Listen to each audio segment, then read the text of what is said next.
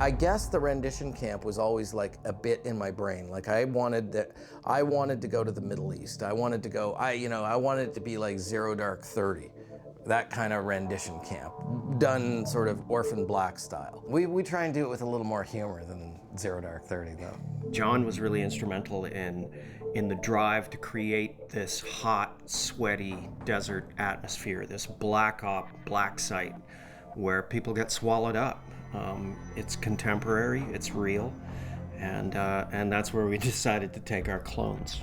I want a very different look and feel, a place that we know when we go there, we are nowhere near home. We just didn't want to take them too far from home and felt like, that a black site could just as easily be in New Mexico or over the border in Mexico, rather than, renditioning them all the way to the Middle East. We talked about, like, how do we do this? How do we make this work in Canadian winter? And I had spent a bunch of time shooting with our cinematographer, Aaron Morton, doing a series called Spartacus. And all of the ludus and the villas and the towns and everything is inside. It's inside a studio. And Aaron is very familiar with lighting sets that are supposed to look outside and make them, indoor sets and make them look outside. I really enjoy creating exterior situations in the studio, mostly because I've got complete control of the light. The sun stays where I put it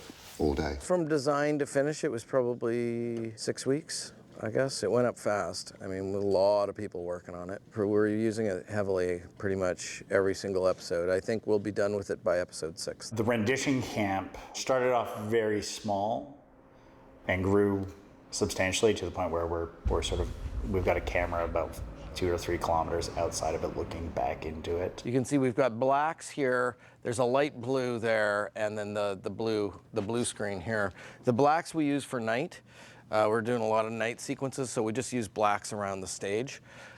This blue is for, if we don't want to make it into a big vis effect thing, we can just, you're just catching a little piece of sky.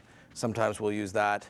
The rest of the time, all of our daylight skies out here is the blue screen, and then we can choose the sky look that we want. We've always done minor set extension and matte work, but this season we have done more of that than any other season. I shot a scene up here with Dylan and Kyra, who play Paul and Dr. Cody, and we shot this scene up here with the two of them talking with all this in behind, and there's all our Black Ops military guys and Jeeps driving in, and it looked great. The one thing we quite often do at the monitors is just hold our hands up to our eye, and as soon as you block out the blue screen, you actually buy it completely as being real. To stylize the rendition camp, we made the decision that we would shoot all of the rendition camp handheld. It's very hot and burnt out and warm. So everyone's sweaty and there's a lot of contrast in the shadows. It's quite a beautiful look, but it's definitely different for our show.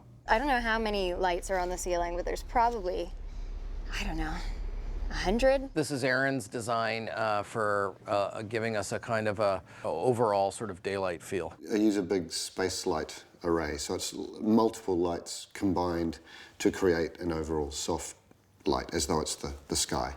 You've still got one hard light that is the sun, but it's trying to get enough broad sources a long way away to have the shadows feel real, so that people subconsciously see them and feel them without even sort of thinking about it. Aaron and the camera guys actually quite often would just bring a flashlight up to shoot into the lens to create that sort of sense of light and heat from everywhere. My favorite part is of being on that set is being able to drive one of Paul's old Jeeps or Land Cruisers and just drive in like fast and slam on the brakes and do a little skid, just barely missing camera. Not a stunt driver, but they trust me enough to do that.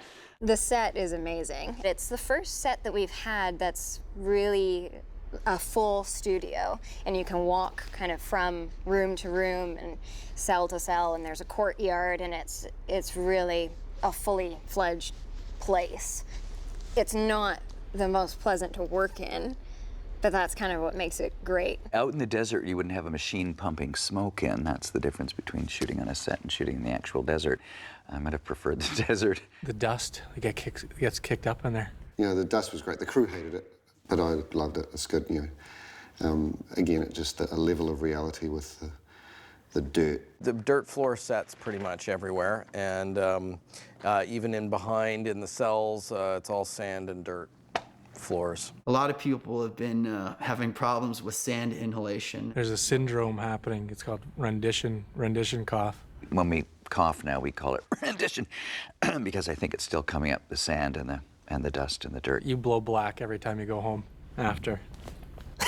Well, it's dusty in here. I don't know. If you're sensitive to dust, then you will have some issues with the rendition set. I'm not sensitive to dust. There was one guy whose job all day was just to wet it. He would just wet the sand, and then by the time he got to the end, this end was dry again, and he'd have to start all over again. Cut, let's do another cut. Thank you. Let's open some doors and get some air.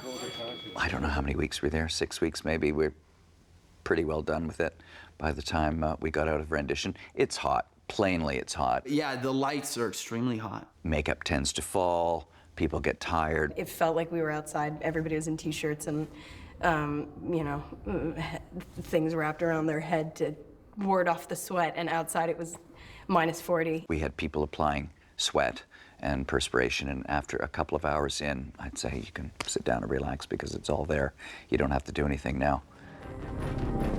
At the end of episode 5, Helena escapes, so she gets up on that Jeep down there, and then jumps onto the wooden post in the middle, gets onto that ledge, runs along the ledge, jumps that gap all the way along the end, and then leaps from that corner over onto that wood pillar back there, and then climbs the wall. So they had a stunt double do the majority of the kind of getting from one spike to the next, but then they would put Tat in the harness and have her kind of just jump on it and kind of mime that she's just landed on it. It was awesome. I felt like Peter Pan. I was in like a harness right there, and I got to climb up that wall, and it was terrifying, but so much fun. And I think it really sells the moment when you can see Helena's face coming over and not kind of shot from over here to sort of hide the stunt doubles. I mean, it doesn't look that high from back here, but it's a good, 14-foot drop. It looked awesome. We're constantly trying to make this set look like a different place because the set is meant to be much bigger. So we're always trying to give it a bigger feel, make us feel like we're not just in one little courtyard the entire time. I love this set. It's a really awesome set to work on because there's lots of space and different places that you can shoot, and I really think this set has been very successful for us.